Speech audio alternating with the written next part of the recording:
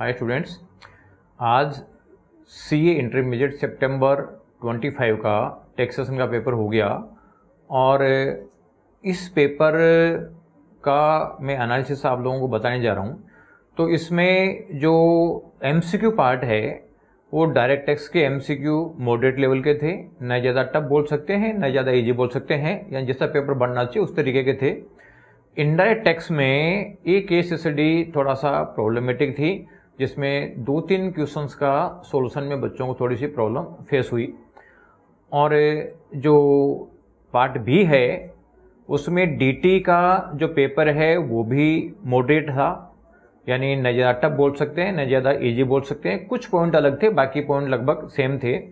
और आईडीटी वाला जो पोर्शन था वो भी मोर और लेस मॉडरेट था, न ज़्यादा टफ बोल सकते हैं न ज़्यादा इजी बोल सकते हैं। तो कुल मिला के ये पेपर ऐसा है जिसमें एवरेज मार्किंग होनी है, यानी आप लोग कोई बहुत ज़्यादा बोनस मार्किंग लूज मार्किंग की ज़्यादा उम्मीद नहीं कर सकते। ये मान लो कि जितना आपने लिखा उसके हिसाब से आपके मार्क्स मिल जाएंगे। तो किसी बच्चे का थोड़ा बहुत 19-20 पेपर हो भी गया हो तो भी कोई डरने की ज़रूरत नहीं है, आप पॉजिटिव रहें।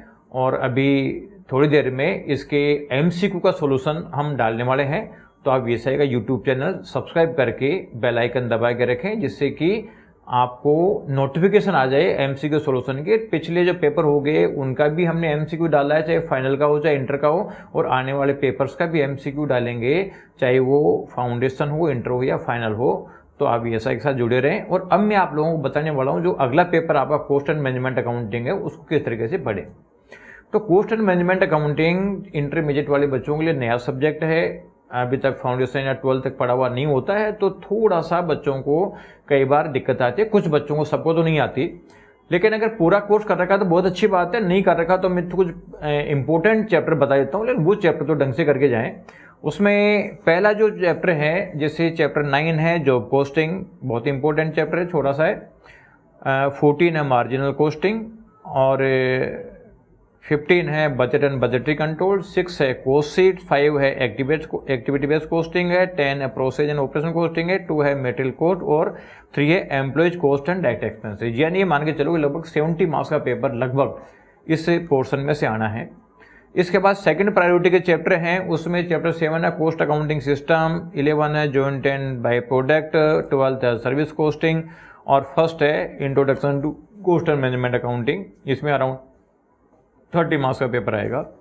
इसके बाद में लास्ट बचा हुआ जो पार्ट है उसमें स्टैंडर्ड कोस्टिंग, ओवरहेड में absorption costing method, and chapter 8 है unit and batch costing method. तो ये लास्ट प्रायोरिटी में आता है। तो कुल मिला के आप इस पैटर्न भी करते हैं तो आपको ज़्यादा बेनिफिट होगा। अदरवाइज कोशिश करें जितना ज़्यादा पेपर जितना रिवीजन हो जाए उतना अच्छा है। नहीं होता है तो इस प्रायोरिटी में करोगे तो ये मान लो कि आप ज़्यादा पोर्शन रिवाइज करने की पोजीशन में आ जाओगे।